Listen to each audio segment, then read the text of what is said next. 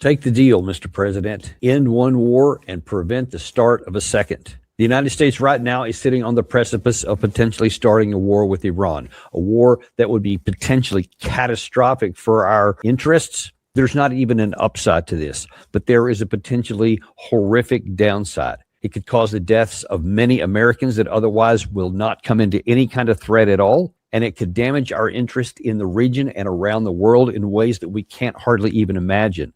Some of them on second and third order kinds of effects, affecting the global economy, affecting the reputation and the credibility of the United States. And that is far more important than it may appear on the surface. Many people may understand why that's important, but it's not. It's other things that go along with that, especially when you realize that the U.S. dollar, the strength of the dollar lies not so much in any physical capacity as much as it does in the belief and the faith that people have in the stability of the United States.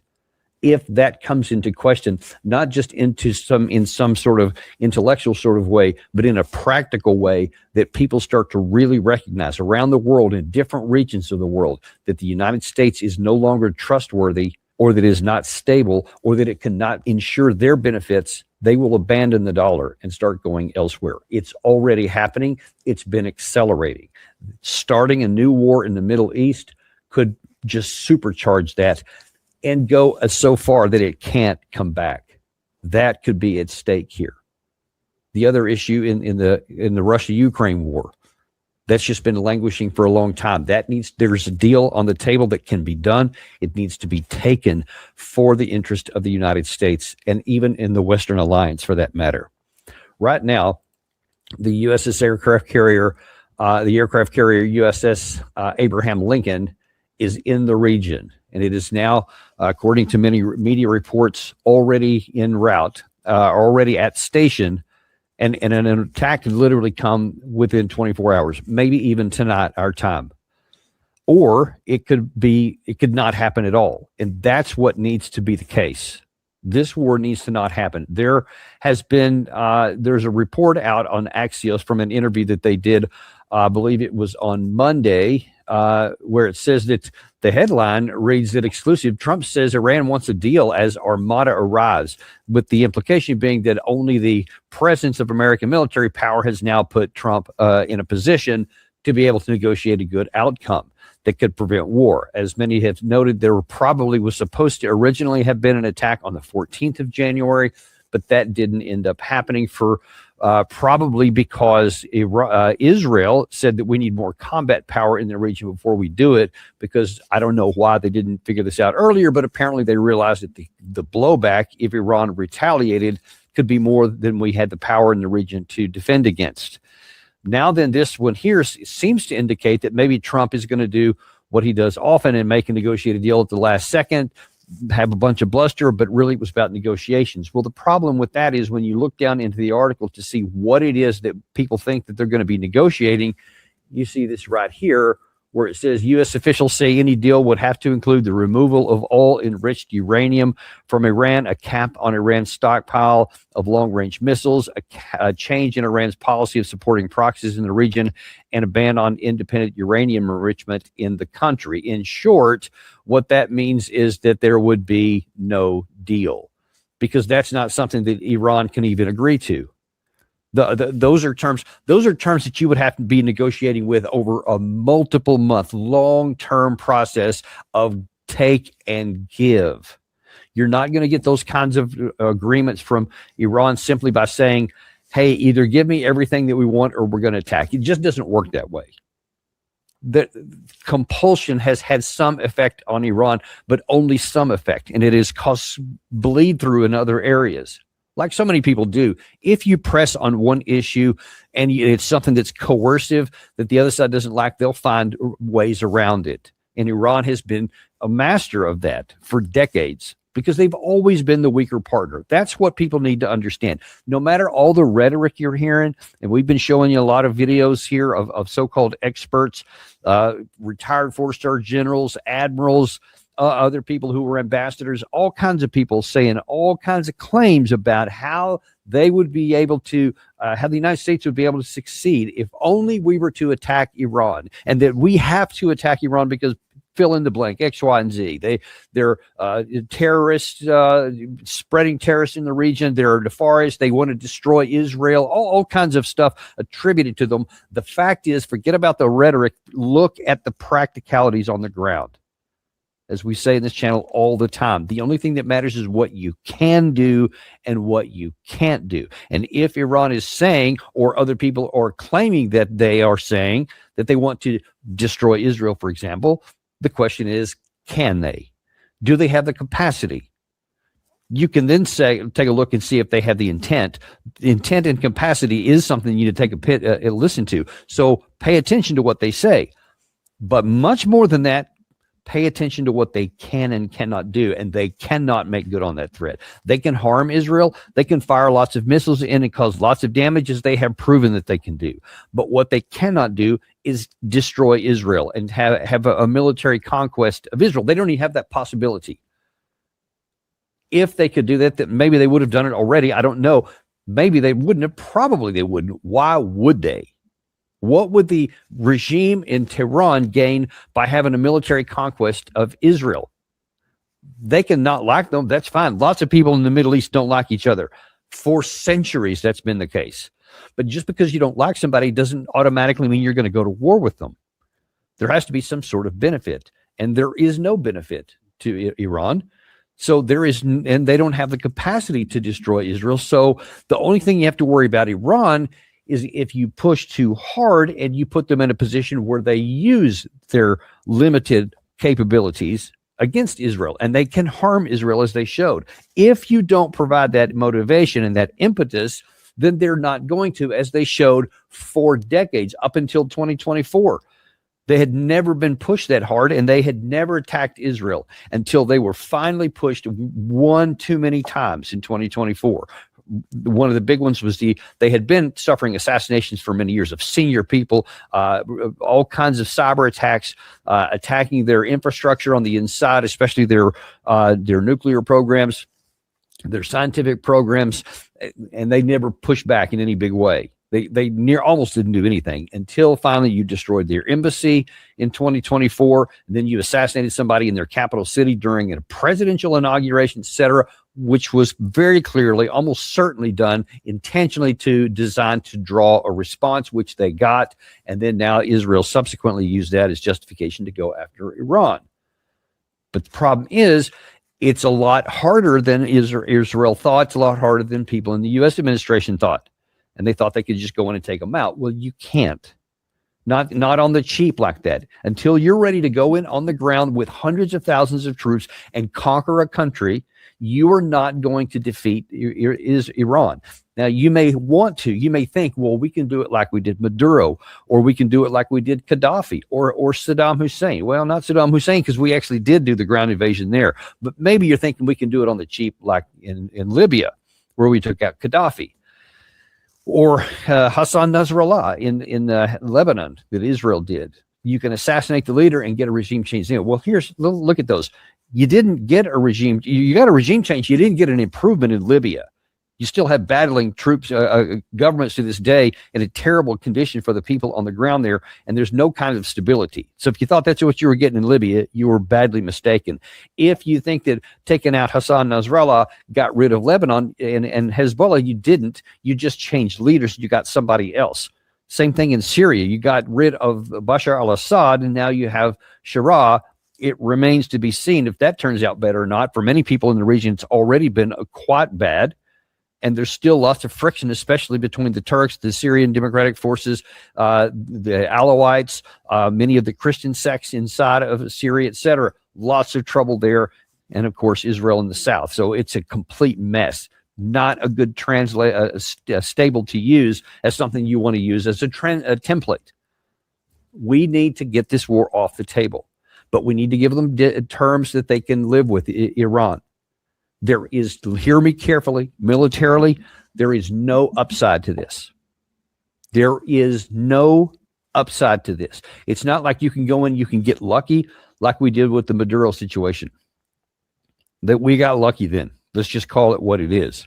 It was a high risk, high gamble kind of an operation, and it paid off for Trump right now. Problem with that is sometimes you have catastrophic success, as they call it, and then you think you can do anything. And because you were very lucky then and almost nothing bad happened, then you think you can keep doing that. And then you take more risk in areas where you shouldn't have, and you can end up having a terrible, terrible outcome. There's nothing to gain here. If we catastrophically succeeded here, we gain nothing. No, our security will not be any better on the other side of an attack than it is right now than it has been for decades, because Iran is not capable of threatening us. Iran is not going to go on the attack against the United States in the region, just like it never went on the attack against Israel, for the same reason. They know that if they initiate something, then we will have all the justification in the world to go and just rain death and destruction on them, and no one will be on their side. They understand that. Regime survival is their issue. Even in these times when people have claimed that Iran killed American troops, say, example, during the 2000s when we had the insurgency in Iraq, because they were working together with a lot of the people inside of Iraq, with the Shia inside of Iraq, we say, oh, well, they supplied some of these EFPs, explosively formed projectiles, penetrators, that killed a lot of American troops. Well, there probably is some truth to that. That's unclear how broad and widespread it is, or how far it went up into the country. There were definitely EFPs. I can tell you that firsthand. I certainly saw a lot of that intelligence while I was deployed into Iraq. But what I can also tell you is that's kind of the same thing we've been doing to Ukraine to try and kill Russians all the time. And we argue that that's perfectly fine. So you can't say that's perfectly fine, that we're going to help one country kill the soldiers of another country and then say, but no one else can do that to our soldiers in a similar kind of conflict. You see what I'm saying? That's another bad track. That's not a Trump issue. That's something the United States has been doing for a long time. We've got to get that under control. There is only downside to go in to do that here. There's no upside to successful. But if things go bad, and if Iran does what it says, and it, say, for example, shuts down the Strait of Hormuz, or if it attacks American troops in the region, or if it attacks Israel in a broad and sustained way, they can do so much more damage than they did last year. That so-called 12-day war, it can get a lot worse than that. Why would you want to risk? Just imagine this. I pray to God that we're not playing this video back in the future, and that people will look back and say, okay, on the 27th of January, no Americans were dead. No Americans in the region were attacked. No Israeli city was being hit. No Israeli troops have died. No Israeli civilians have died. Everybody is alive and well. And if we have a negotiated settlement, how that will continue into perpetuity, or at least into the distant future. But if instead we're foolish and we start a war, then on the other side, there will be dead Americans.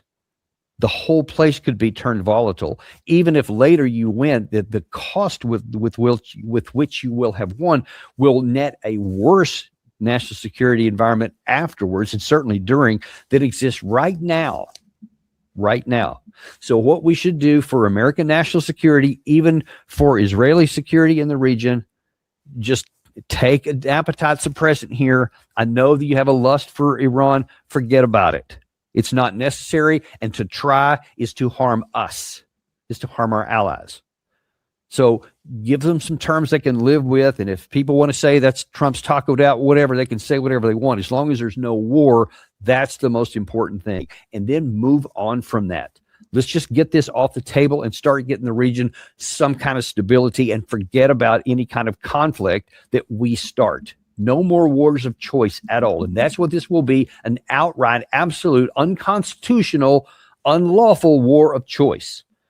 So if Americans die because of this, it won't be because of it was foisted on by those darn evil Iranians. It will be because of a policy choice made in Washington, D.C. alone.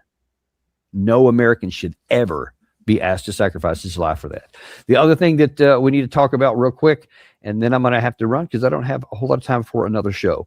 But there is the issue here. Recently, there were three-way talks for the first time in a long time between Russia, Ukraine, and the United States. And they met in Abu Dhabi, and they talked about a lot of things to try to end the war. But as you see, the peace talks have ended, and the fighting rages on. So there's no movement there. That turned out to be probably something very similar to what we saw in the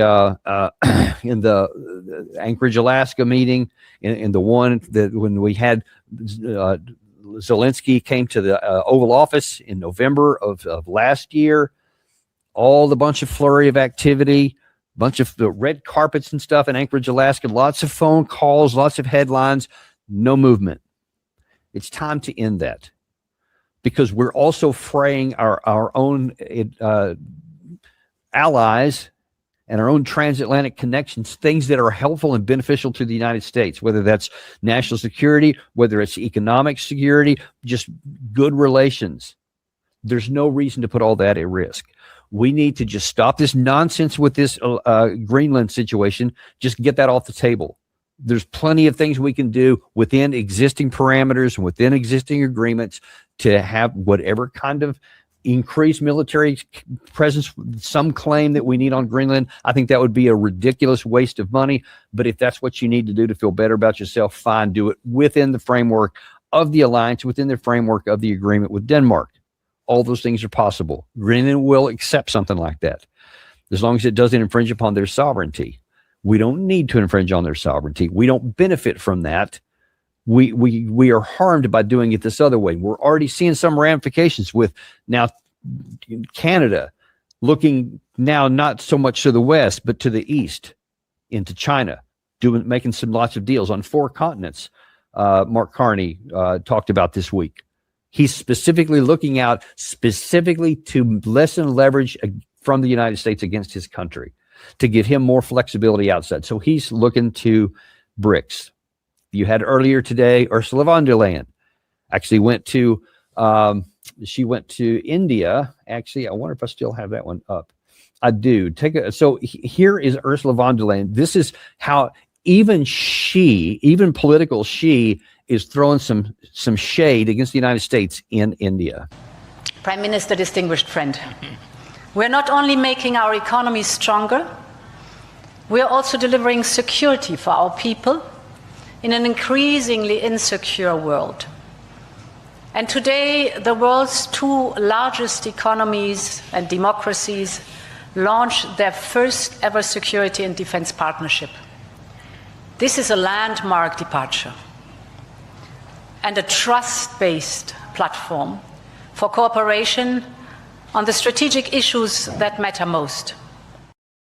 This is a trust-based in an increasingly unstable world. There's not any doubt in my mind exactly what she meant. She didn't mean Russia. She didn't mean North Korea. She didn't mean Iran. She meant the United States of America. And for all the angst that we've had going back and forth between NATO and the United States and Europe and the United States, where is she looking? She's taken economic, and we have potentially a deal that might even get put on hold if the president had pushed a little bit further on Greenland. And instead, she's making more economic overtures to India, who is part of BRICS. So you see, we're forcing allies all over the place, even those on our own border who should be drawing closer together with us. We have every opportunity to increase our national security and our economic security by pulling our friends closer and working together in cooperative win-win ways, instead of this absurd stuff where we're always trying to bully everybody and create instability everywhere in the name of 4D chess or some absurd thing like that. It is time we stop doing these things that make no sense for our country and start doing things that make a lot of sense. And you can start off by getting one war off the table and taking another one off the board so it never starts. That's what we need to do for American national security, and I hope we do it quickly. Thank you very much, folks. We'll see you in the next episode of Daniel Davis Deep Dive.